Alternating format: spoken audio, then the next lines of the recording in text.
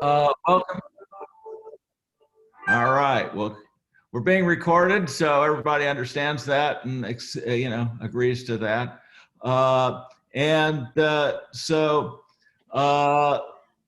We have a program today on within the main topic, which is comparative legal history. We're going to have 4 speakers, so each speaker will be entitled to 15 minutes, so that should leave us a half an hour for questions.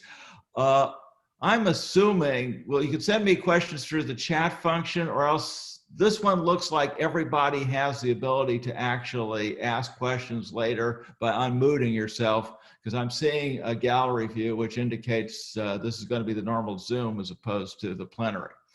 Okay, so let's get started then with the first presentation. That brings us to you, Lukasz, which I have my apologies for mispronouncing your name. So go for it.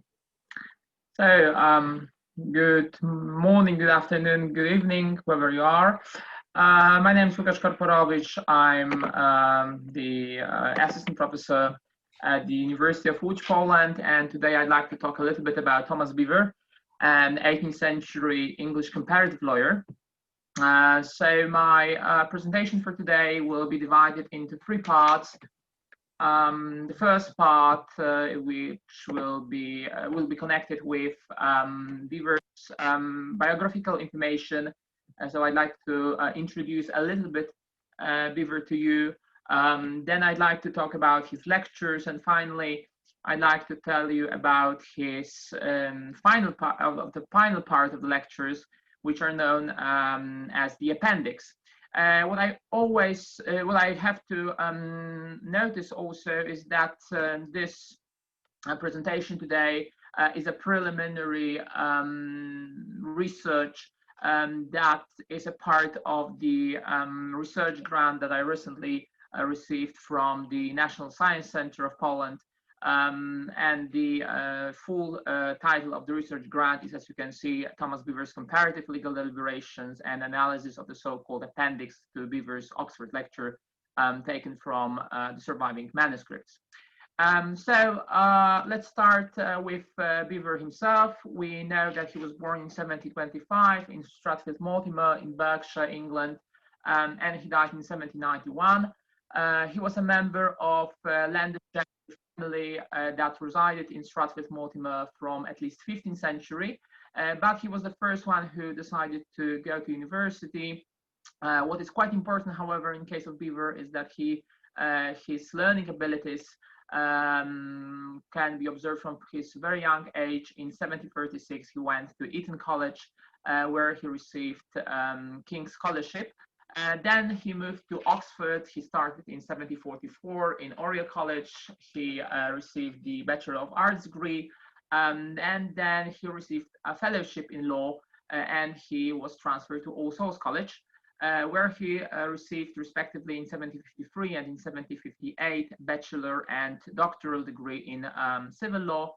And like many other doctors of civil law at that time, he was admitted in November 1758 to the Doctors' Commons, that is the society of the professional advocates who were representing litigants in ecclesiastical and admiralty courts.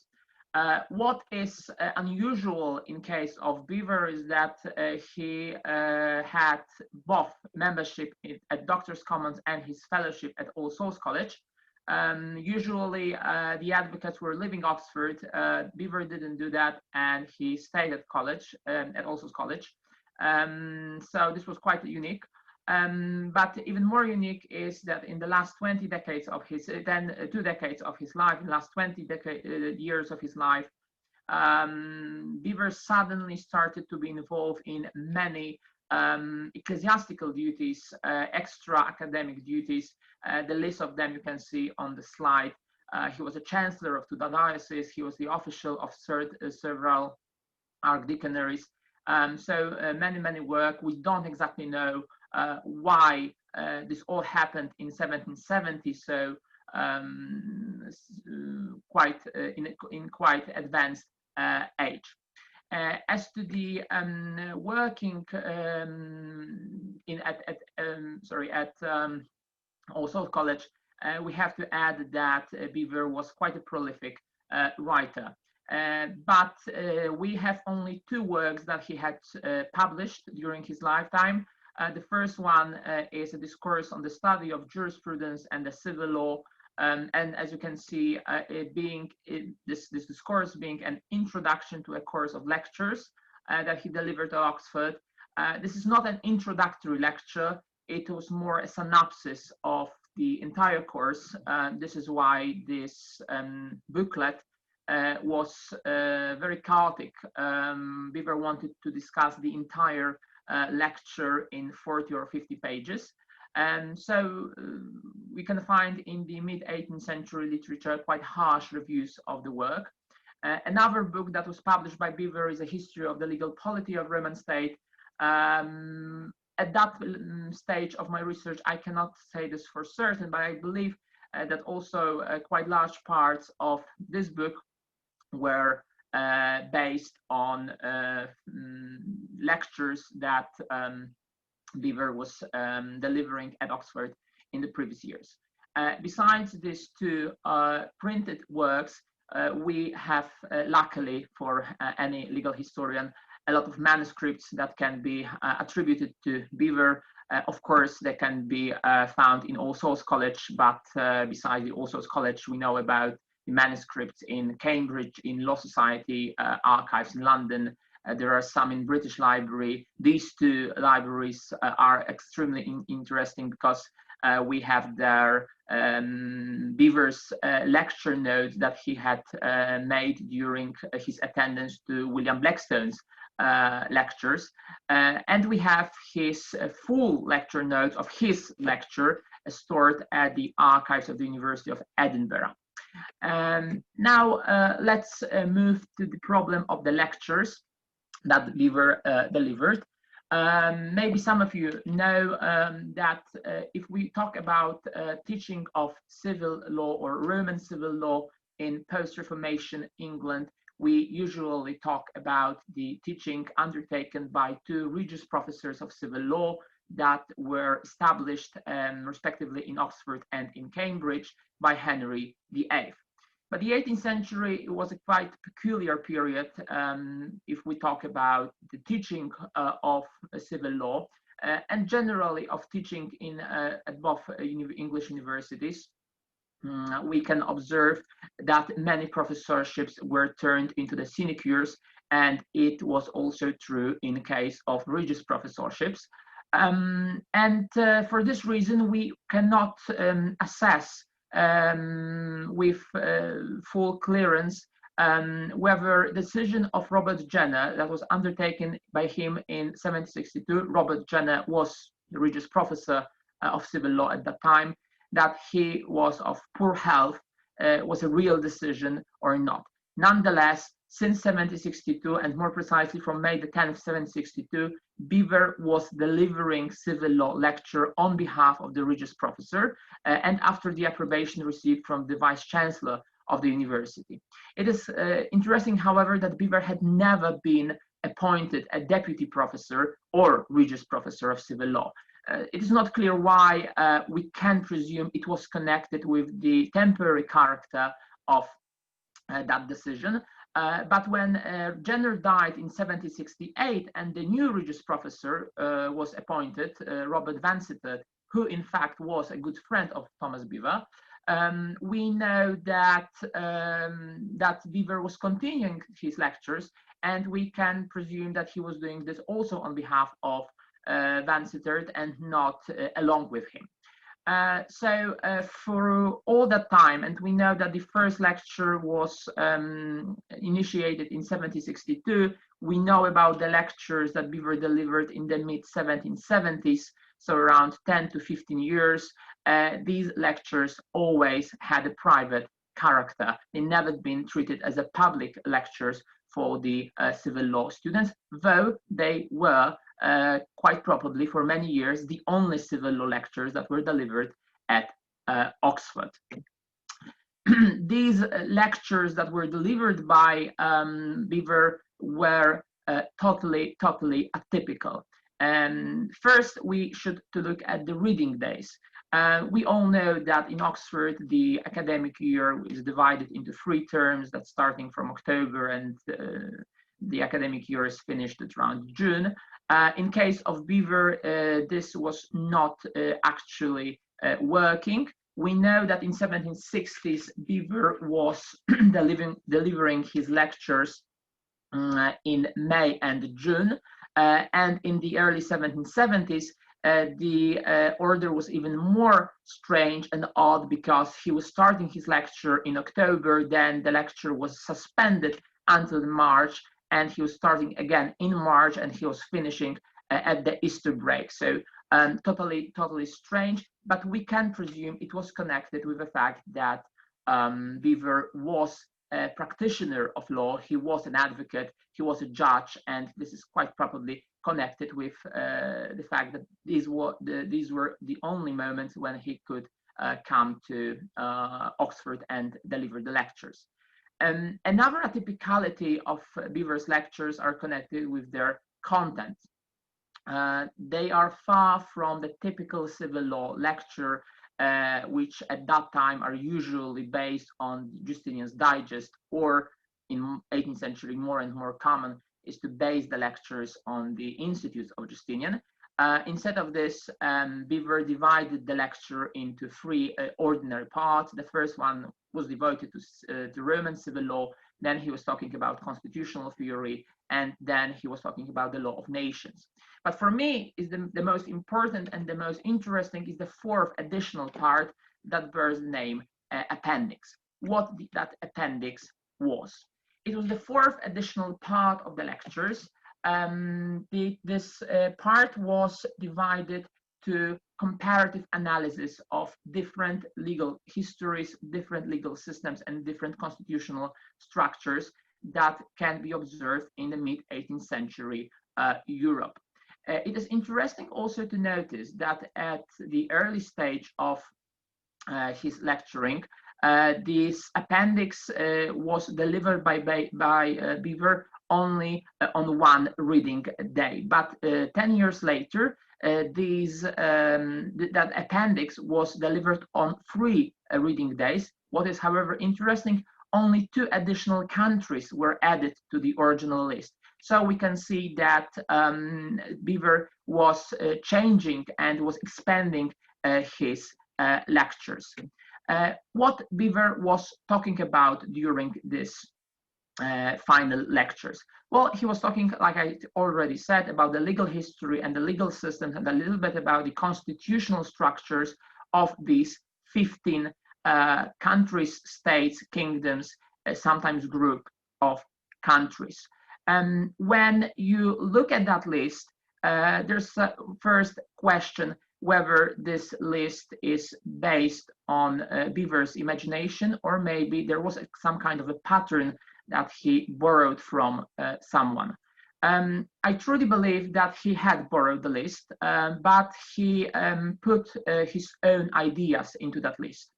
When we will look at the Arthur Dux, De Usu et Autoritate Juris Civilis Romanorum, a book, a treaty published by another English civilian in Oxford in 1653, we will notice that the list is very, very similar. There are, however, several differences. The first and the most important difference is that Dux was focused on the use and authority of Roman civil law in these different countries. For Beaver, the more important was the general concept of law, how the law is understood in these 15 countries. Another, maybe a little bit less important difference is that Dux was focusing on the Dominis Principium Christianorum, so on the Christian states, while Beaver was not limiting himself, and this is why he mentioned also Turkey among the countries that he was talking about. To show you the idea how that lecture looked like, I want to present you one exemplary country that Beaver discussed in his lectures. And because I'm from Poland, it shouldn't surprise you that I've decided to talk a little bit about Poland and how Beaver talked about Poland. But the pattern how he talked about Poland is the same in comparison to other countries. The Beaver was starting always with the ancient history. He was talking about the origins of the country, of the nation. And this history is far from perfect in case of Poland. He is referring to the idea of ancient Sarmatia, a semi-legendary state. Of course, for Beaver, it doesn't matter. He is talking about the ancient Sarmatia as about the original, about the origin of the Polish state. Then he noticed that in the early modern period, we have someone who he calls as Polei. We can assume he understands this as the Polans, one of the Slavic tribes that arrived to Polish territories. And what Beaver is doing very quickly is to identify Polans with the late medieval Poland. This is, of course, simplification, and even in 18th century, this kind of thinking was not very common. From the legal point of view, I'm finishing just in half a minute. From the legal point of view, Beaver is mentioning several milestones in Polish legal history. He refers to the statutes of Casimir the Great in the 14th century. He's referring to the reforms of the late Jagiellonian king, so 16th century, and he's referring to the establishing of Crown Tribunal in the 1670 by Stefan Batory. What he is, however, most interested in are the constitutional changes and reforms that were undertaken by Stanisław August Poniatowski, the last Polish king that was contemporary to Beaver. So from my side, that would be all. I hope it was not very boring for you to hear a little bit about Poland and English lectures. And thank you very much for your attention. And I'm ready to answer any of your questions. Thank you. Thank you very much. What we're going to do is to hold up questions until after the speakers have spoken. And so I'm going to turn without further ado to Agustín. By the way, you'll notice that the speakers are going to have a kind of common theme in many ways, except me, I'm weird and different. Go for it, Agustín. You're muted, so make sure you hit. Yes, thank you very much. Good afternoon. Comparative legal history gained momentum during the first decades of the 20th century. Actors and their endeavors can help trace that early interest. This presentation explores one of those pioneer efforts, ignited in the Americas while offering a transatlantic and a transsystemic dialogue. This presentation is divided into 4 parts. First, it deals very briefly with John Wigmore. Second, it deals with a Committee on Legal History of the Association of American Law Schools. Third, it deals with the Continental Legal History series. And finally, it illustrates the impact of the transatlantic and transsystemic dialogue. Let's move to the very first part of this presentation that is very brief. The American jurist John Wigmore was open to otherness and cultivated close ties with jurists also beyond US borders. Wigmore is well known for his work on the law of evidence, yet was also very much interested in legal history and comparative law. His approach to comparative law was not free from criticism and has been deemed as amateur. That amateurish approach did not deprive him from vividly pointing out in 1931 that, and I quote, "The comparative study of legal ideas and their evolution is fascinating," end quote. He was indeed an advocate for comparative legal history. Let us now move to the second part of our presentation. The Committee on Legal History of the AALS gathered many jurists during its years of operation from 1905 to 1927. The efforts of those jurists led to an enriching experience of transatlantic and transsystemic dialogue. The annual proceedings of the AALS help identify 4 stages in the life and work of the committee. Efforts started with a stage of gestation, in which members of the committee took stock of their environment. In 1905, Wigmore submitted a memorial regarding the promotion of historical studies. The AALS immediately resolved to, and I quote, appoint a committee to investigate the practicability of publishing translations of foreign works of legal scholarship and works of original research in legal history, end quote. The Committee on the Study of Legal History was appointed on August 22nd, 1905. Its first mission was to publish a select list of essays on Anglo-American legal history. The committee soon started to deal with otherness. In that second stage, jurists acknowledged the need to deal with other systems, jurisdictions, and time periods. Accordingly, the 1909 report pointed to, and I quote, continuing the work in a collateral field, namely continental legal history. The recent spread of interest in comparative law in general is notable, end quote. The Great War forced an interlude in the activities. The committee was silent in 1916, 1919, and 1920, and there were no annual meetings in 1917 and 1918 due to the Great War.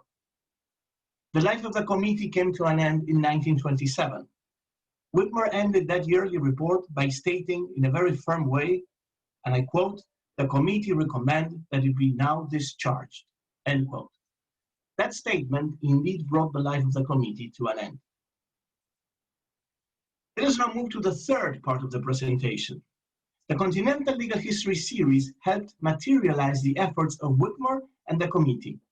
It gathered primarily English language translations of texts by leading legal historians. It offered a broad panorama of the evolution of legal history in different jurisdictions in an English dress. Wigmore was the chairman of the editorial committee. Its members belonged to the common law world, as expected from a project published under the auspices of the AALS. The series comprised 10 volumes, published between 1912 and 1928 in Boston by Little, Brown and Company. The original plan could not be followed due to different reasons. And as the slide shows, numbers of volumes are not sequential in chronological order. The series offered a handbook to readers, covering actors and areas of law in several jurisdictions. The translations of civil law texts reached out to the captive English readers who had no other way to access those sources of knowledge. The series was a comparative legal historical endeavor. Wigmore indeed valued comparative legal history and stated it clearly in the prefaces of the volumes of the series. For example, he stated in volume 1 that, and I quote, the outlook beyond local and national law has opened. We desire to understand the growth of our own law as a part of that legal life which nations have in common, end quote. Let us now focus on the contents of the series. Volumes can be clustered in 3 groups: panoptical, jurisdictional, and thematic. Panoptical volumes offered readers an overarching view. They dealt with seminal events, actors, and ideas in the history of continental European law. Volumes 1, 2, and 11 fall within this group. For example, volume 11 zoomed into the 19th century. It focused on 3 paradigmatic shifts: mutations in law due to new social and political conditions, efforts towards attaining national codification, and efforts towards the unification of private law. The Harvard Law Review stated that volume 11 should be deemed the most useful in a useful series for US readership. For example, the contribution by Duguay was deemed, and I quote, a book in itself and deserves the most careful reading by American lawyers, end quote. That volume was even cited by courts of law, such as a 1934 reference by the US Supreme Court. Jurisdictional volumes dealt with geographical spaces. These volumes, numbered 3, 4, 8, and 9, dealt mainly with the law in France, Germany, and Italy. For example, volume 3 looked at the private law of France. It offered a general introduction and then dealt individually with the main pillars of private law. Comparisons and contrast are of the essence in comparative legal historical endeavors, and the volume was praised in that sense by scholars.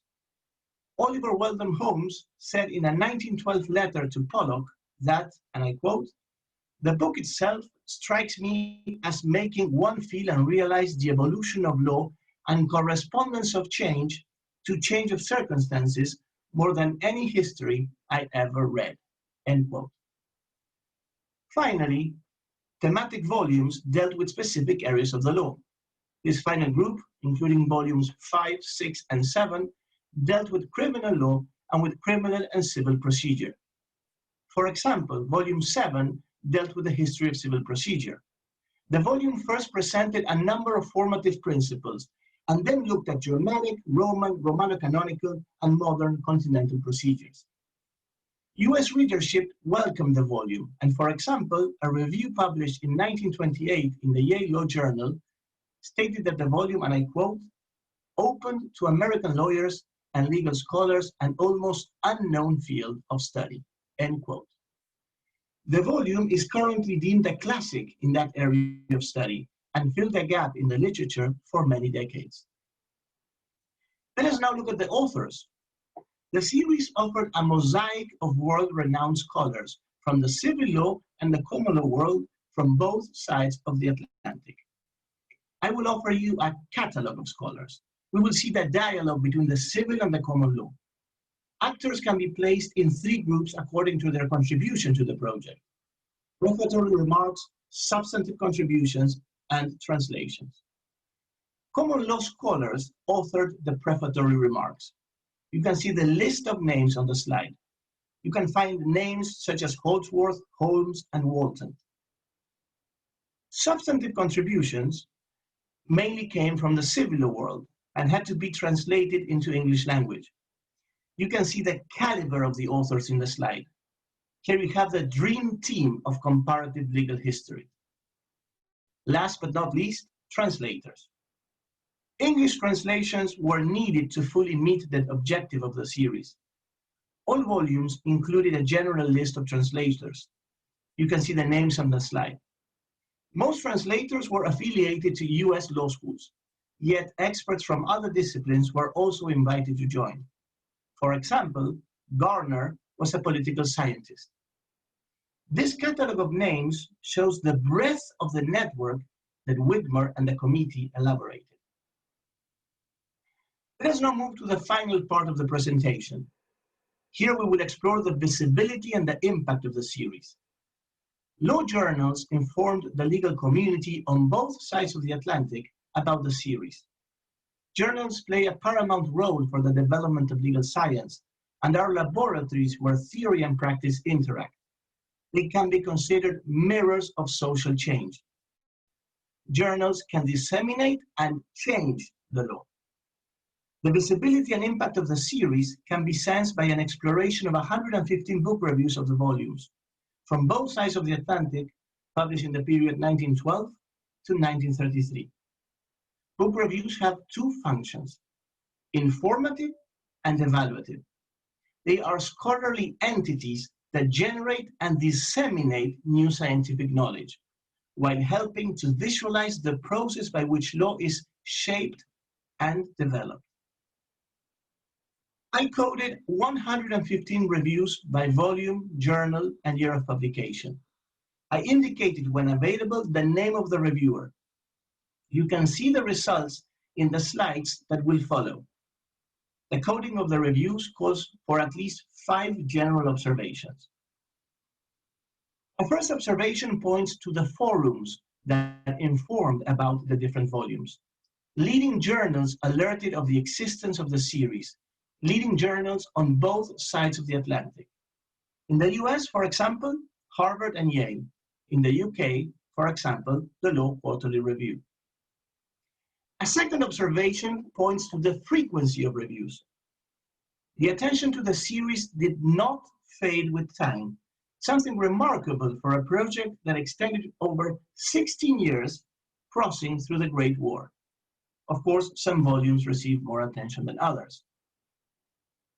The slide shows a distribution of reviews across the 10 volumes, oscillating from a minimum of 8 to a maximum of 16 per volume.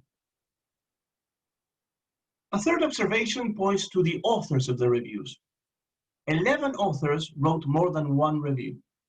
A number of reviewers were part of Wigmore's network, some even being co-authors with him. For example, Albert Kukurek co-authored several works with Wigmore and wrote reviews for 3 volumes of the series.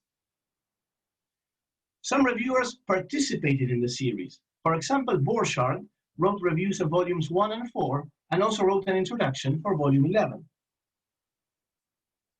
A fourth observation points to the merits of the volumes.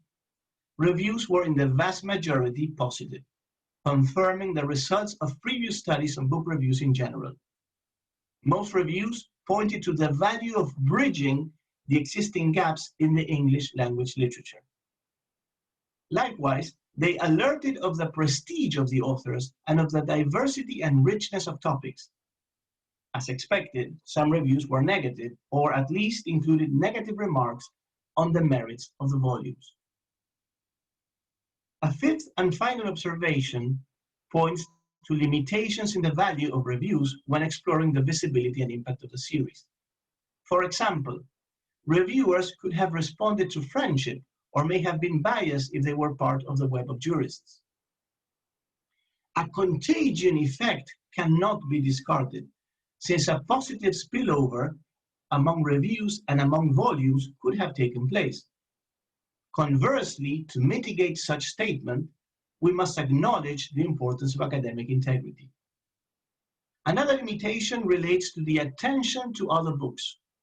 Further studies should place the reviews of the series within the specific context of that time period. Let us conclude by summarizing what we saw. First, we spoke very briefly about Wigmore and his leading role within the endless web of jurists. Second, we looked at the Legal History Committee and its openness to engage with otherness. Third, we looked at the Continental Legal History series and how it served as a laboratory for dialogue. Finally, we spoke about the visibility and impact of the series. We saw that leading journals on both sides of the Atlantic devoted attention to the series through the 16 years of the project, mainly rendering positive opinions. This presentation should generate awareness on 2 main points. First, that networks and their collective efforts can help to disseminate knowledge while developing a discipline. Indeed, the web of jurists that developed around the series was able to help in the development of comparative legal history. Second, that publication projects can serve as academic bridges amongst jurisdictions and systems. The series was a transatlantic bridge between the continental system and the common law on both sides of the Atlantic. It offered an example of how networks developed, of how dialogue took place during the early 20th century. Thank you very much.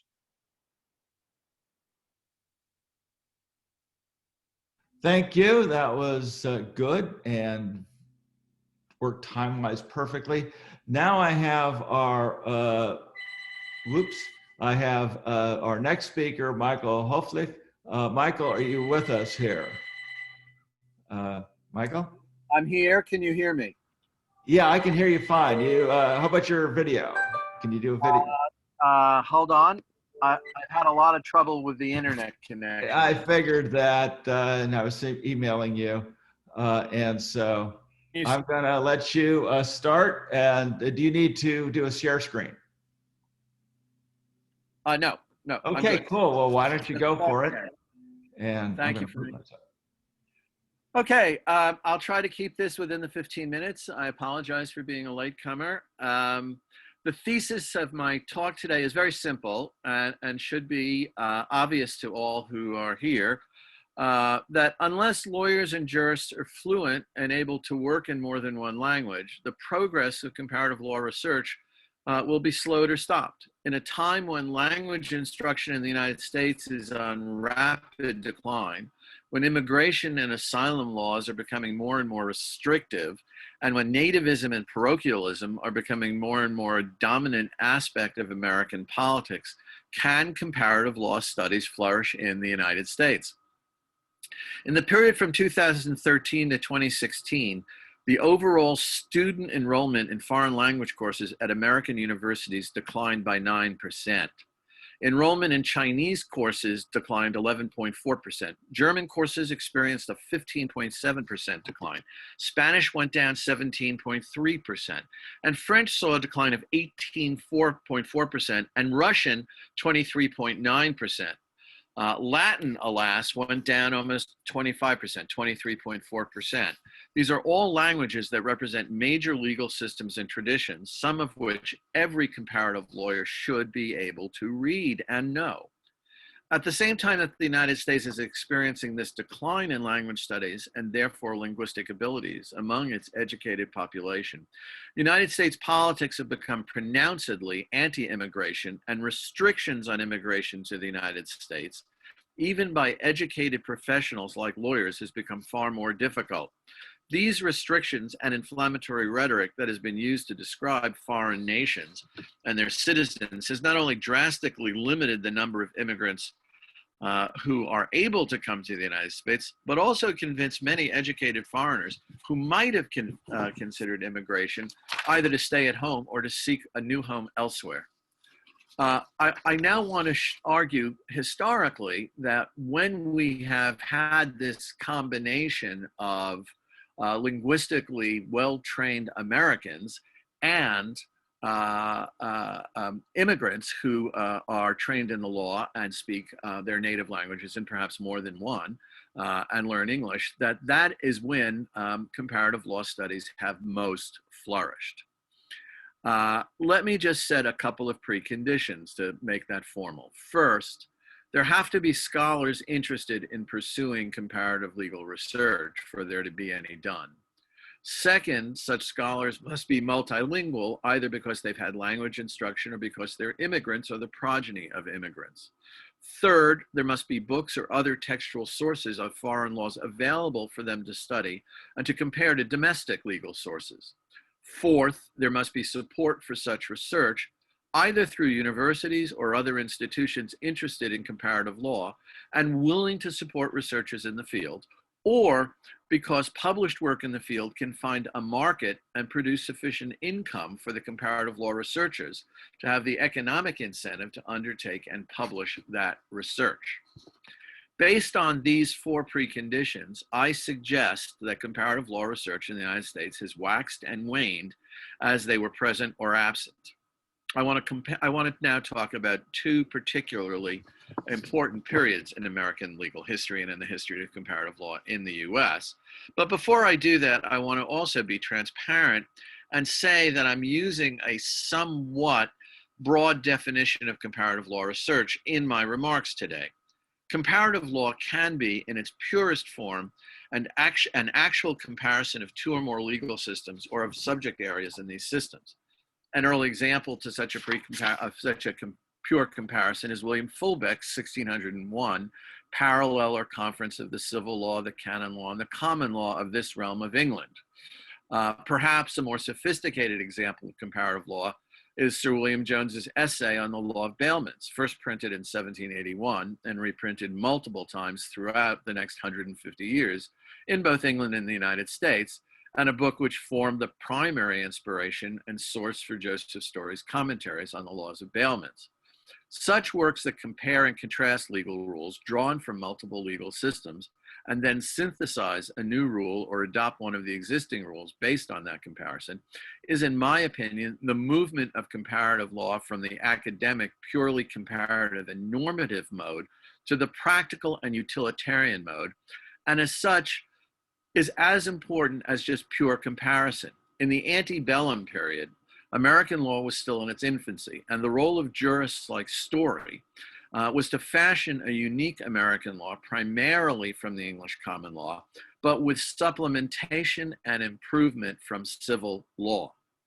Thus, by my expansive definition of comparative law research, jurists who produced works explaining the rules of a foreign legal system, and jurists and linguists who translated foreign legal texts for use by those who cannot read them in the original, are at the very least essential parts of the process of comparative law research and writing. And thus I include them in my comments today. Now let me turn to comparative law in the antebellum United States. If one applies my stated preconditions for comparative law research to flourish and apply them to the antebellum period of the United States and apply my expansive definition of comparative law research, then I think one sees quickly that comparative research, legal research existed to a substantial degree in the United States in the pre-Civil War period. As I've written in an earlier article, foreign language instruction was not widely offered in the United States before the 1830s. However, there was instruction available in French in the major cities such as Philadelphia, Boston, and New York, and at the elite universities such as Harvard and Princeton. Thus, unlike the average lawyer who never attended a university and was unlikely to attend a secondary school where foreign languages were taught, elite members of the bar, those who attended the best of the private secondary schools like the Round Hill School in Massachusetts, or the best universities like Harvard or Transylvania, which did offer instructions in modern language like French and German. As an aside, I'll point out that Harvard Law School in its advertisements in the 1820s pointed out that law students could take for a small additional charge courses in French. And they also, of course, offered the classical languages, Latin and Greek and Hebrew. And they were, and the students who were there were able, therefore, to acquire some knowledge of at least one foreign language, most often French. That it was only the social, economic, and professional elite who were able to learn these foreign languages is significant, because comparative law research and writing at its base level is, in my opinion, an elite occupation. Jurists like Joseph Story, for instance, were sufficiently competent in French to be able to maintain a correspondence in French with French scholars like Felix. That correspondence is now at the University of Michigan in manuscript form. Libraries of elite scholars such as Joseph Story or John Purviance in Baltimore, James Kent in New York, Edward D. Ingraham in Philadelphia, Caleb Cushing in Washington, among others, contain multiple volumes in French as well as German, Italian, Spanish. And in the case of Caleb Cushing, the first great collection of Chinese law books that he obtained when he went on as consul to negotiate the Treaty of Huangxi on behalf of then Secretary of State Daniel Webster. But it was not always easy for scholars to obtain foreign language law books in this period. From the beginnings of the Republic, a small number of emigre French booksellers opened shops. Hoche Caritat in New York, he not only sold French books, he imported them, and he ran a circulating library. Nicolas Gruin du Fif in Philadelphia is another example.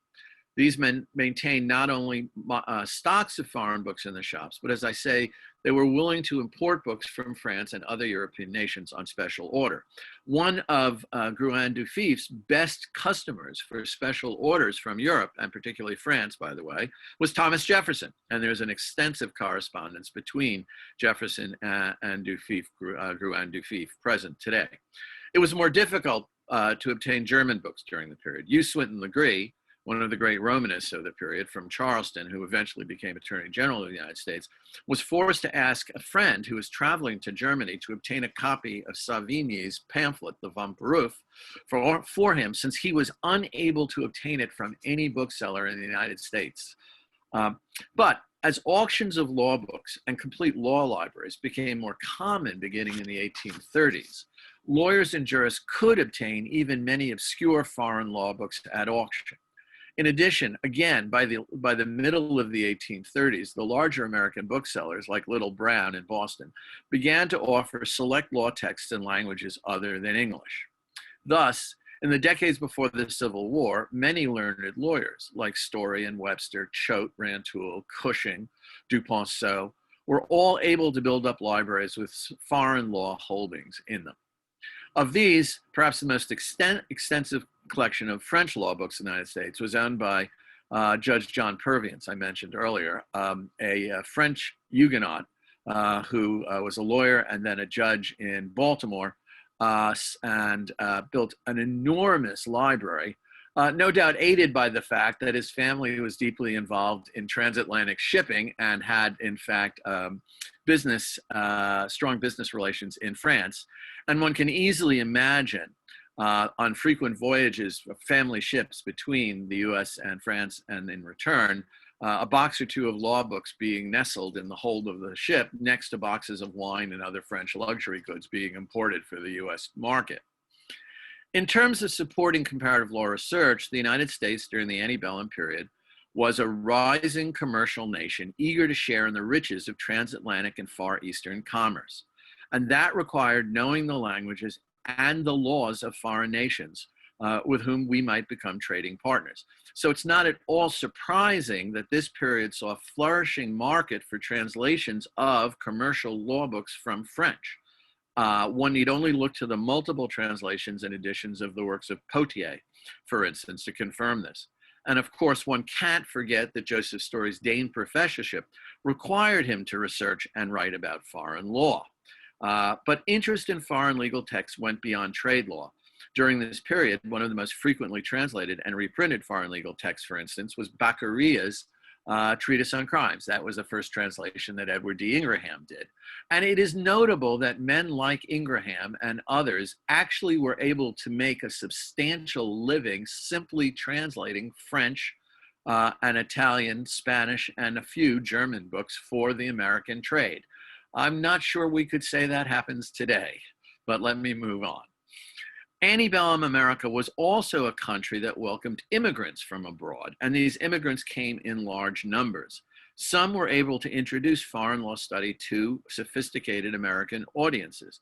Charles Follen, a German native, and Adam Gorowski, a Polish aristocrat, both lectured on Roman law at Harvard in the 1850s. Francis Lieber, another German emigre, taught at South Carolina College and was the first professor of political science and law at Columbia. And many of his works introduced German juristic ideas to Americans.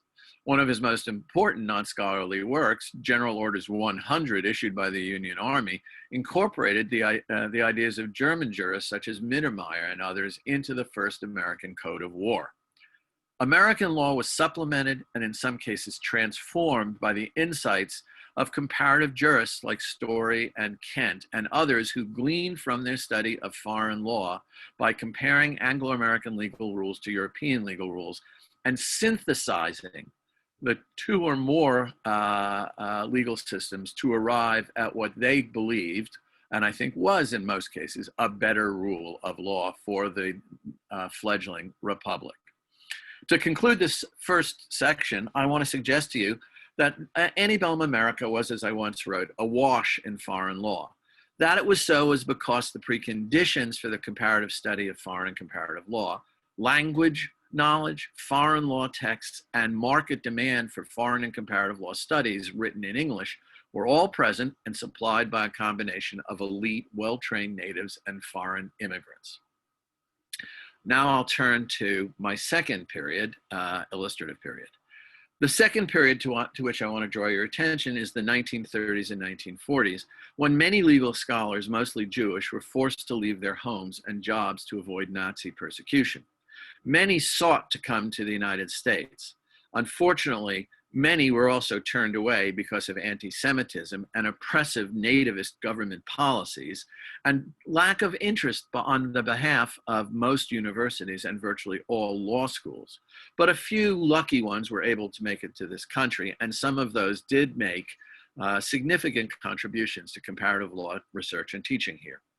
In 1988, I was asked to serve with Marcus Luder of the University of Bonn and Ant Stiefel of Couder Brothers on a German-American commission to study and report on the fate of the lawyers who were forced to flee the Nazi persecutions and came to the United States and to England. The result was a wonderful conference we held in 1991 and a volume of essays, Der Einfluss deutscher Emigranten auf die Rechtsentwicklung in den USA und in Deutschland, which was published in 1993. The studies presented by the conference participants told an amazing tale. It was not an easy emigration for many of the emigres. because they didn't speak English, nor were they familiar with the American legal system, and few had professional contacts in their new homes. Can I take 3 more minutes? Okay. Many of the distinguished jurists never were able to attain academic or professional positions worthy of their learning. For instance, Adolf Berger was never able to do more than serve as Arthur Schiller's research assistant at Columbia. But others, like Ernst Rabel, were immediately seen to be national treasures. And Ernst Stiefel, a younger scholar, actually went to American law school. And Friedrich Kessler did work on contracts, comparative contracts law, and Rabel's work on conflicts, and these all transformed their subjects.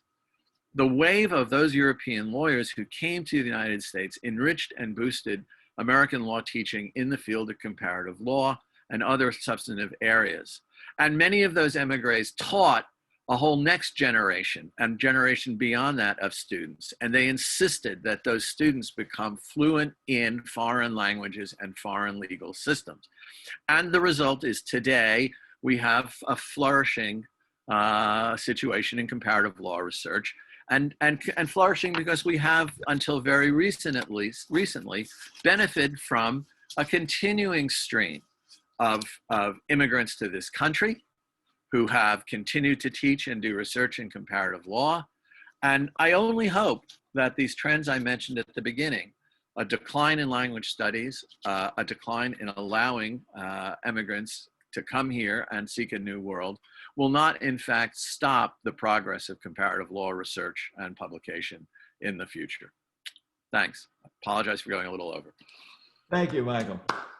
Okay, let me quickly then hit a share screen here. And this one should come up.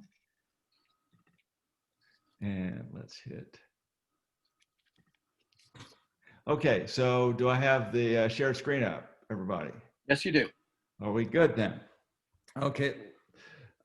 So far, what we've done in this session is to look at a lot of discussion of sort of process of comparative historical research, looking at who's done it, starting in a somewhat chronological view, going back to the 1700s, moving forward to the early 1900s, and then more contemporary United States. I want to talk about an example of specific comparative historical views. And my hope is to complement the 3 prior presentations by giving an example of what I think the power of taking a comparative historical viewpoint of one particular topic is. And the topic I'm dealing with for personal reasons is the development of the business corporation. In fact, just to digress briefly in terms of a personal background, my entire involvement with comparative law and the American Society of Comparative Law stems from a presentation some years ago setting out a viewpoint of the development of the board of directors, which traces to European political theory. And that's what got me into comparative discussions altogether of corporate law. And so I approached comparative law originally from a historical perspective. Now, in terms of the utility of comparative historical law, my view and what I'd like to demonstrate through this discussion of the historical development of the business corporation is to illustrate that one cannot really understand issues facing corporations and corporate law today without approaching it in a sort of 3-dimensional aspect. And so I begin with a little bit of cartoon or drawing, which is the old metaphor of the blindfolded individuals who are asked to describe an elephant. And one says, touching the tusks, it's a spear. The other says, touching the trunk, it's a snake, and so on. And a lot of contemporary discussions of corporation and corporate law, say the discussions that hinge around Citizens United and Hobby Lobby and what the rights of a corporation are, whether it has rights, We'll then try to invoke certain aspects of the historical development of corporations, the concession theory of corporate law that goes back to early days in the United States to make various arguments. The problem with this is often that these arguments are simply trying to describe things much like touching the elephant's trunk and saying it's a snake. They're only looking at one attribute. They're only looking at one jurisdiction in the United States, so they lack comparative. And in many ways, they're also somewhat ahistorical. And so what I'd like to demonstrate is by taking a much more holistic approach, which looks at the corporation as an entire entity, and its historical development, which is really as a global institution, we can much more understand the legal issues that come up with corporations today. And by the way, to pick up on some of the, and my apologies for the noise in the background, this is the problems of Zoom meetings, is that I hope you're able to hear me okay. Otherwise, the global aspect of corporations and corporate law is because they originally existed as institutions of colonial development. So it ties into some of the earlier speakers as we heard from in this morning's plenary session. So let's move to the next slide. My underlying thesis about corporations is that in a corporate history development is there's a sort of yin and yang quality of interactions between the development of desirable attributes that made the corporations a powerful entity for business development and problems that developed out of those attributes that then led to regulation by the state. And so you can understand the legal issues and laws today by understanding this sort of back and forth quality between what are desirable attributes, problems created by those attributes, legal responses on a sort of global level. The desirable attributes, Blackstone talks about various attributes of the corporation. My own view is that most of those are fairly useless. They sort of lists that were attempted. That instead, if you look at the historical development of corporations and on a global scale, you'll see that there's really four central attributes that make the corporation, and I'm talking about the business corporation, what it is today. And I'm going to develop them in a chronological order. The oldest is the idea, which is embedded in the name corporation, that it is a legal person or entity. And this goes back perhaps to Roman law and to early canon law, and has very little in its initial beginnings to do with business corporations. There are a variety of human organizations composed of individuals who come and go, but they need to be able to own property, whether that's a church, whether that's a town hall or a town square, whether that's facilities used by a university. And we have a problem, which is that individuals who are involved in this activity are coming and going. And so individuals can't hold this property. And so the fiction is created of the legal person or entity, the corporation. And that's old, and I don't want to spend too much time on that. More interesting, actually, is the development of transferable shares. And in fact, there's an interesting international dynamic here. While US speak, we talk about corporations, and that's become popular globally because of sort of US cultural dominance more recently. Most nations do not talk about in their legal codes and so on, what we in the United States refer to as a corporation. They'll refer to it in the Germanic tradition as a stock company, which is short for joint stock company, or in the sort of French or Spanish traditions, they'll refer to it as an anonymous society.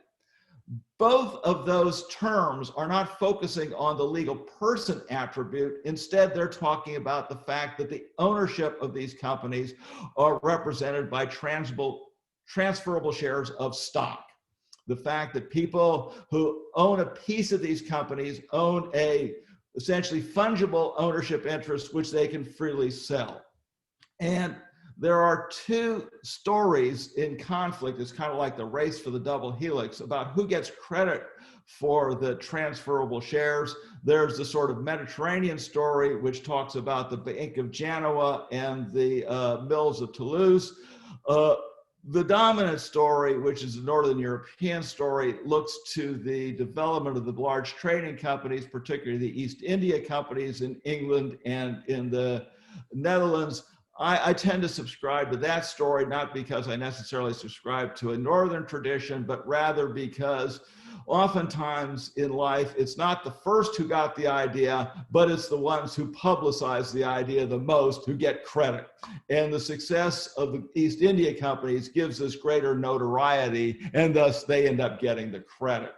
And transferable shares, in large part, are something we should credit the Dutch with, insofar as we have an evolution from what are essentially merchant guilds where various merchants engage in trading under a company franchise. That becomes impractical as voyages become longer, so the various merchants will contribute to a joint capital or a joint stock. It's impractical as originally done, which that joint stock simply funds an individual trading voyage. Thus, that turns into a permanent capital. The Dutch pioneered that in the Dutch East India Company. People who have invested in this permanent capital, however, are tired of waiting for their ships literally to come in order to see any return. So the Dutch compromises to allow the free sales of these ownership interests. That creates stock markets. And the Dutch give us the tulip craze, and they give us stock markets and the boom and bust cycle, which I'll return to later. Board governance, which is something in which I started my whole interest in history of corporations on, is an accident of this whole pattern, because the board governance was originally something that comes out of European political theory, where there's lots of councils.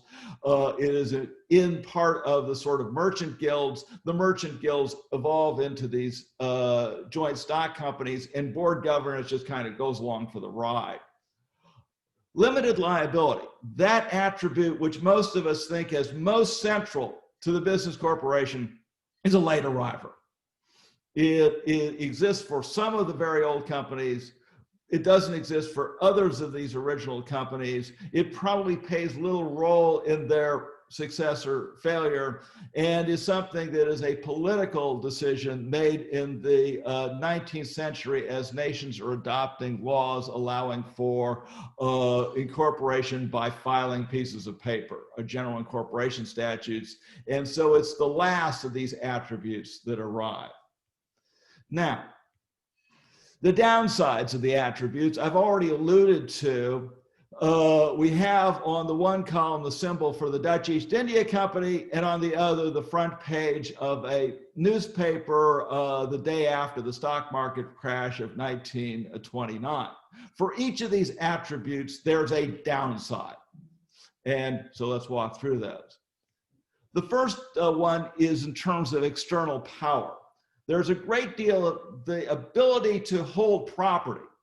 That attribute of the corporate separate legal entity gives corporations power. And we have to this day, we talk about Citizens United, a sort of response to that power, a concern with that power. There's a sort of, as I say, yin and yang quality, because on the one hand, while we're concerned about corporations being too powerful historically, we're also concerned about corporations being too unpowerful, failing, because failed companies lead to problems when the shareholders are wiped out. And of course, that goes back to my earlier slide. The Dutch invention of the marketable stock sets off, and the stock markets set off constant boom and bust cycles that go back centuries. The famous one in English history is the South Sea bubble, leading to the Bubble Act and so on. We get this sort of constant boom and bust cycle set off by the desirable attribute of freely tradable stock. Also, failed companies lead to creditors unpaid, which is the flip side of the desirable attribute of limited liability. Finally, with respect to power, there's the internal question about who's in charge. That's the flip side of this board governance model, which is you have an elected board technically in charge, and that sets off a whole legal questions that arise out of that model of governance. That in turn triggers various legal responses to those undesirable flip sides of the desirable attributes, much of which in the early centuries, if you will, of corporate history, and then in the 1800s, is a movement of a system from individual chartering whereby the crown or the legislature grants a charter for a particular corporation to what are known as general incorporation statutes, where anyone can form a corporation by filing a document. This movement is best understood in terms of two of the prior problems. One, it's a tool, if you will, individual chartering to control corporate power. The government must sanction a particular corporation, in some sense, may limit the power, but it itself creates a sort of counter story, which is that concentrates power in the hands of those who are able to get a charter, and there's a lot of political influence that goes with that. And so it is the French Revolution that then creates the first general incorporation statutes. It's about short-lived as a revolutionary government in France, but nevertheless is then imported into the United States by New York, spreads throughout the United States, then goes back into Europe, then works its way back into other countries in Latin America and so on, following from Europe. The sort of back and forth all hinged initially about this question about corporate power and how to control it, whether you control it by limiting how many corporations exist or whether you control it by dispersing it, allowing free exercise. But it's also a tool to limit failed companies based on this notion that if government grants approval for a particular corporation, somehow it will limit, and I'm going to try to wrap it up fairly quickly here and behave myself as well, to limit the power of, to limit who can have a corporation. And that's the whole Bubble Act. The idea is if we can stop people who have not got a charter from issuing transferable stock, we'll stop flaky companies. And that itself works its way through other laws in the United States and in other nations as well to try to stop the failed company. I will just briefly mention, because I'm out of time, other sorts of rules that come up in sort of waves of regulation and deregulation around the world, which are often not simultaneous to deal with these sort of problems. But for example, the boom and bust cycle, I'll just give one example here to wrap it up, sets off, we go from general incorporation in Germany, 1870, a boom arises. Failed companies wiping out creditors, hurting creditors, wiping out shareholders. A reaction on restriction in 1884 to then a counter move that creates what is referred to as a limited liability company in German law, all of which arises in an attempt to sort of integrate these sort of issues and problems. And you can't understand where we are today without understanding, my thesis is, the sort of historical background and comparative background of the corporation. And I thank you. Okay, we now have, and I will exit screen share here, opportunity, I think still quite decently for questions. And so we can do it in several ways. If anybody has a question, why don't you just unmute yourself and we'll try it through chaos to begin with. And if not, you can do by show of hands or through the chat function.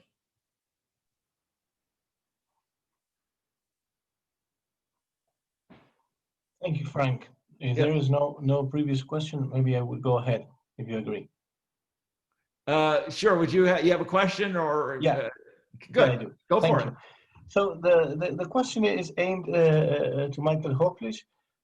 Michael, when you were presenting, you touched upon different ways in which law books foreign law books arrived to the America.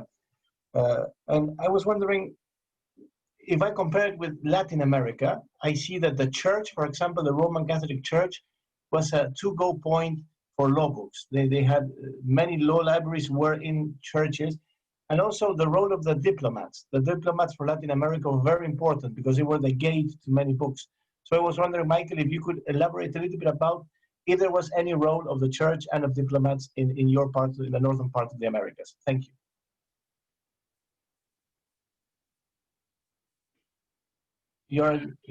Okay, can you hear me now? Yes. Churches were by and large in the United States not a major source in the antebellum period for foreign law books, in part because remember that much of American Christianity was not Catholic. It was very much homegrown, or it was Anglican. Now, the Catholic churches did bring in a good bit of Roman and civil law, but they weren't selling off their books during that period. So they weren't, you know, I can say out of probably 100 or 150 lawyers' libraries catalogs that I've seen and studied, there are a fair number that have a significant number of canon law books, but I don't think they're getting them from churches. I think they're buying them either at auction starting in the 1830s, or they're importing them. And even booksellers like Little Brown in Boston were selling a few canon law books. Diplomats, different ballgame entirely. Yes, diplomats played an important role. The most notable one it was, I mentioned Caleb Cushing. Cushing was one of the most prominent lawyers and diplomats of the first 3/4 of the 19th century. He's not appreciated enough by lawyers. He's appreciated by political historians. But he went as consul for the United States on behalf, at the urging of Secretary of State Webster, to China after the brief war between the Empire of China and the British, and where the British got concessions on trading ports. The United States wanted to get in on it. They sent Caleb Cushing. It was a remarkable trip because his ship burned. He had to do much of it overland. He spent most of that time learning Chinese so he could read it. And he then, when he was in China, although he was unsuccessful seeing the emperor, he was able to negotiate a treaty relatively similar to the British. But his main accomplishment was buying a substantial Chinese language library, which is now at the Library of Congress. It's been looked at in one or two articles at the turn of the 19th century. I've got an article actually submitted to the Zeitschrift for Rechtsgeschiedenis that has a part on Cushing and his acquisitions. So yes, diplomats did play a role, but not just diplomats. Lawyers also traveled. Uswit and Legree spent almost a year in Germany to go visit Goethe and to go sit in on law lectures, and he brought back lots of books with him. And it was very common for exchanges of books. I mentioned the correspondence between Felix and Story. Now, that correspondence, which as far as I know has not been published, is fascinating. Felix wrote to Story after Story's Conflict of Laws was published, saying it was a wonderful book and he wanted it to write a review for the Revue Française, which he did. And then after that, he started sending Story books. And I've actually got another article I'm just finishing on what I call the Law's Republic of Letters, looking at those exchanges. And there was a very active exchange between European scholars and the elite scholars in the United States, even up to the point where Gerhard Kegel wrote a wonderful article that is not appreciated enough, where he basically was able to prove, based on correspondence of Story to Mittermeier, that Story, who cites German sources quite a bit in his Conflict of Laws commentary, could not read a word of German. He had written to Minnemeyer and said, could you please do two things for me? One, obtain the latest books on the following subjects by German scholars in German, and two, find young students who will translate those for me and I will pay for it. And so they had a literal, shift back over here. And it went the other way too. I mean, American scholars would send books published, and that came out most prominently in the English, I think it was 1842, or maybe 1832, I'm getting old, memory's going. But the hearings on the training for what the Inns of Court, where the commissioners asked Justice Story to write about how Americans were teaching out of textbooks and the ways in which they were using moot courts. And then, of course, there's the later influence as the English begin to adopt casebooks. And now that's spread to European countries, as you know, as well. So, but during this antebellum period, there's quite a lot of private exchange through what I've called this sort of mini lawyer republic of letters. And of course, as I mentioned, beginning really in early 1800s with Hoeflich and Gourin du Fif, we get French, mostly aristocrats fleeing the revolution, and they come to the States and they set up bookshops, but they still have enough contacts that they can import books. And that's a very active trade that's not been explored adequately at all. Another firm, Beausange, the patron of that firm in Paris, was retained by the Library of Congress to send French books, including French law books, to the Library of Congress in the 1850s. So, there is a decent transatlantic trade going on, and law books are part of that. And I think that's far more important, at least in North America and the US, than either ecclesiastical institutions. The church is international, of course, and so that helps. Or diplomats, with some exceptions like Cushing. I don't know if that helps, but that's the answer that I know. I don't want to cut off the opportunity for the audience to ask questions first, but if not, I've got a question. I'm going to retaliate for Agustín for a second. But if there's anyone from the audience, okay, Agustín, let me give you a question then. And I want to be provocative. That's what the moderator is supposed to do. And I want to try to tie together different panels, which is what the moderator is supposed to do. So I want to go back to the themes from this morning's panel, the plenary to begin with. And you have a discussion of about a comparative historical work in the United States of a particular time in which many of the leaders in the United States bar and in legal education were somewhat maybe guilty of some of the mental characteristics that we heard described this morning. I'm going to try to be diplomatic here. So for example, the ABA is being founded in order to keep Italians and Jews and the like out of the bar.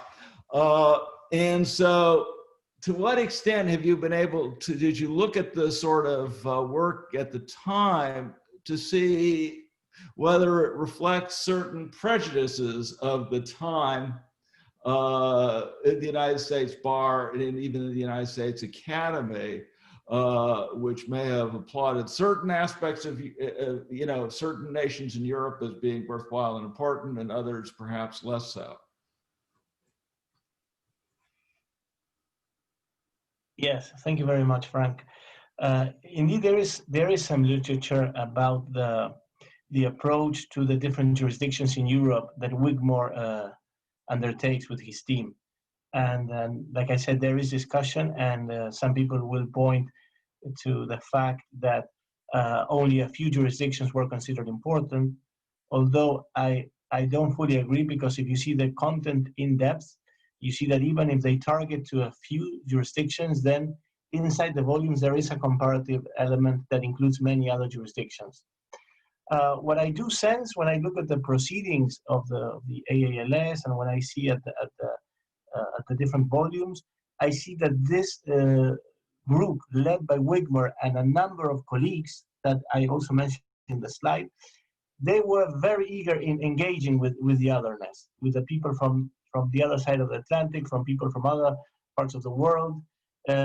Also because of their own, in the case of Wigmore, he had also been living in Japan. Then he returned. He was versed in many languages, something that Michael spoke about, many languages. He had traveled a lot. So he was, in my eyes, he was really open to engage with otherness, regardless of any of the other things that people could blame about. I think that in his approach to comparative legal history, I think he was very open. And indeed, I agree with you that there is literature and there are people that point that only a few jurisdictions were highlighted or were given attention to. Thank you, Frank. Frank, could I add something as well? I think that it's important to recognize that there were many individual law professors who had far broader interests than simply Europe. For instance, it's not just Wigmore. Kansas, one of our early deans, William Burdick, actually went on a year-long round-the-world trip, sending back letters about the people and the legal systems. And he eventually wrote a book, I think it was called Law and Lawyers of Other Lands.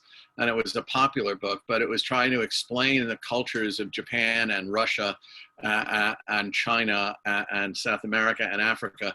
And so, I mean, I think while oftentimes the organized bar has one approach as an elite bar, when you get to places like a Kansas, a small state university where they're not perhaps as much wedded to the templates that are more important on the East Coast, you find people more adventurous and more willing to do things. And I think that, at least here at Kansas, that's has a long history up to the present day. One of our constitutional lawyers, J.B. Smith, was one of the people who, after the Second World War, went to Japan and helped to write the new constitution and was teaching Japanese law. So I think when there certainly was widespread systemic focus on certain, sort of Anglo-Saxon / European countries, but not everybody. And Wigmore wasn't the only one. I mean, he was very important, obviously, because he was part of that elite group. Other questions? If I may, Frank? Sure. Go for it. My question is to Agustín. You mentioned in your presentation the reviews of the volumes that were published in the series, but these reviews you mentioned were all published in British or American law reviews. Now, my question is, were these volumes were they known in the continental Europe? Are there any, French, German reviews? If there is a volume about the history of French law, whether the French lawyers read it, commented this in their journals. Thanks. Thank you very much, Lukasz. Indeed, my research is something I didn't mention, but in the methodological part of my paper, what I explained is that I narrowed the database to Kane Online and Westlaw. So I worked with those databases. But if I would expand the search to, for example, JSTOR, or I would go to the law, or I would go to Beck Online if I want to look into German materials, this universe of 115 would be expanded. I do know, for example, that in France, the Lyon Institute and the Center of Comparative Law in Paris, they had paid attention to these publications, especially because 2 volumes were exclusively on, well, they were mainly on French law, and in the title of the work is So Private Law and Public Law of France, and they also had more comparative elements. So if I would expect, Lukasz, I think it's a nice thing also to look into the future, that if I expand the universe of search, there will be also attention in other jurisdictions. And this is what I'm trying to point in this exercise is the network and the web, I call the web of jurists that develops around. So it's a little bit in line with what Michael Hoeflich was saying about the correspondence and the letters. The Wigmore papers in Northwest can also show the correspondence of Wigmore with many people. And it's in that movement of letters that many books are being reviewed and many books are being shared. And that's why I'm confident that this is not limited to the English or English language world. But my reviews, of course, are because of the database that I use. Thank you, Lukasz. Other questions? Yeah, go for it, Peter. You have to unmute. Peter, you have to unmute yourself. You're now okay. Okay, good. Nope.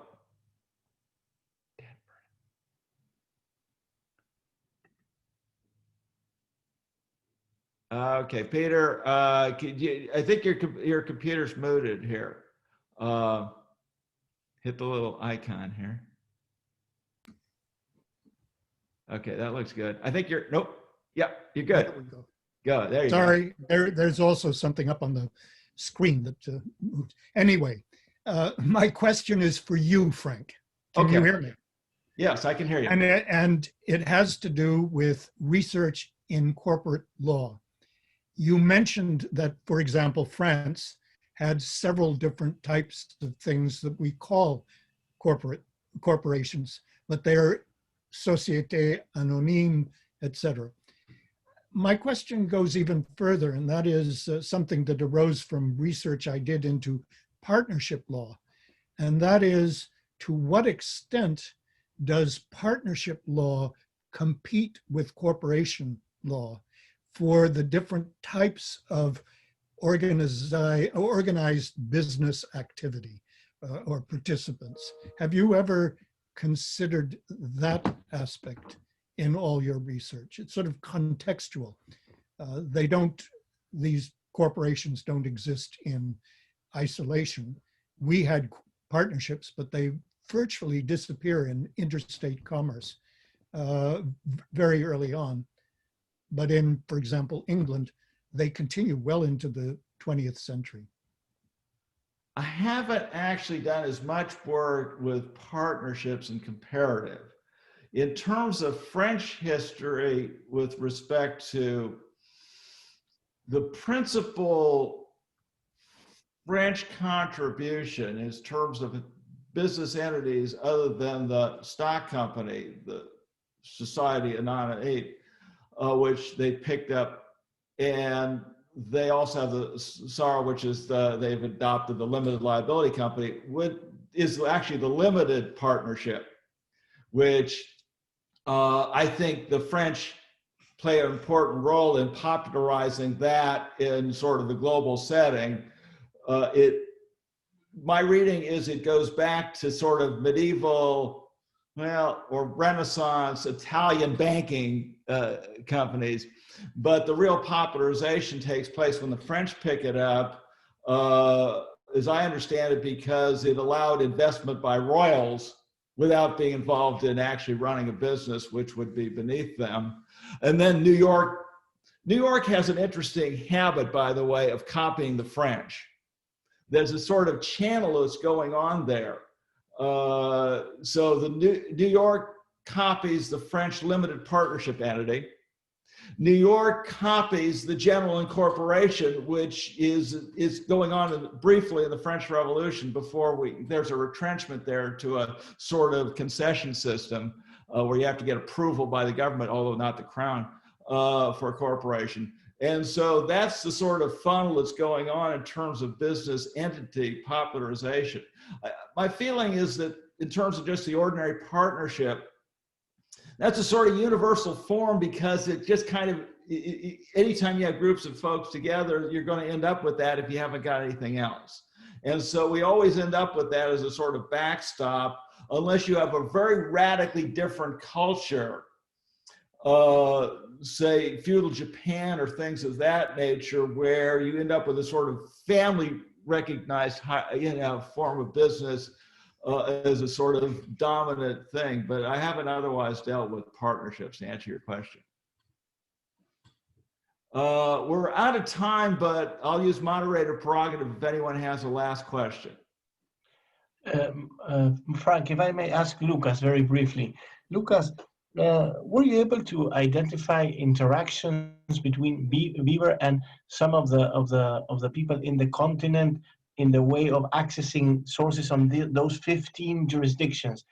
A little bit of this exchange of ideas, the circulation of ideas. Could you elaborate on that? Thank you. Thank you for the question.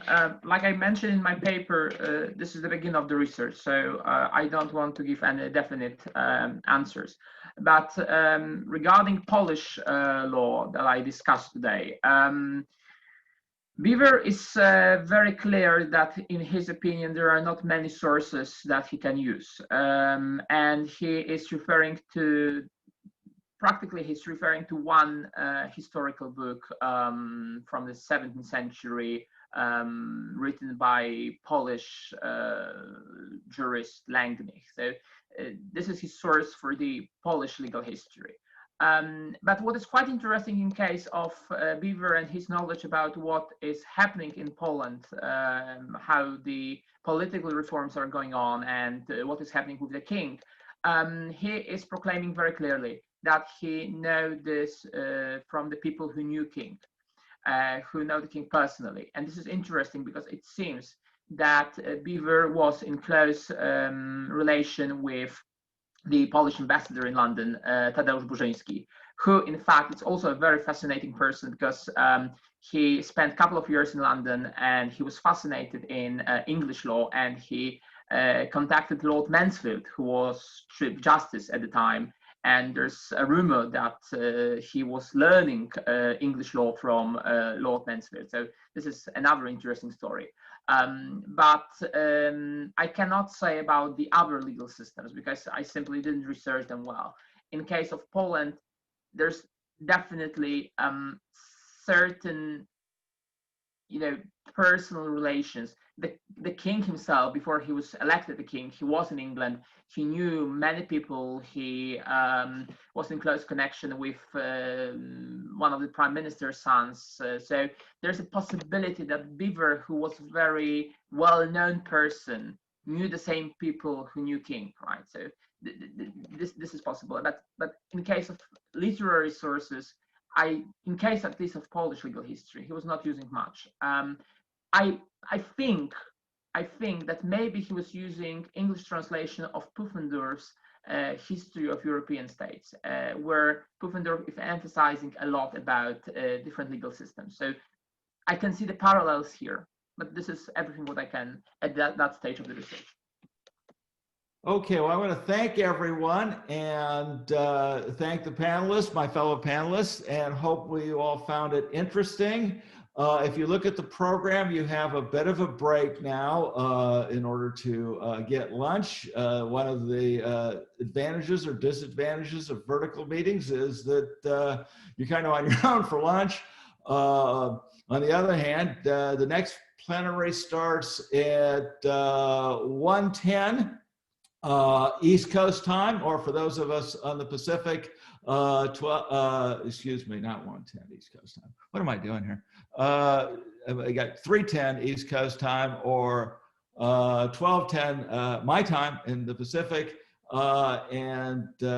So that whole remark on lunch probably made no sense at all. Except for those of us who are working from UCLA time, or I'm Sacramento time. I enjoyed my fellow panelists. Thank you all. And thank you for those who attended. There's a function you can hit that shows applause, but I've never been able to figure that one out. All right. See you all later. Yeah. Oh, good. Yost figured it out. All right. It shows the, those who, are tech savvy.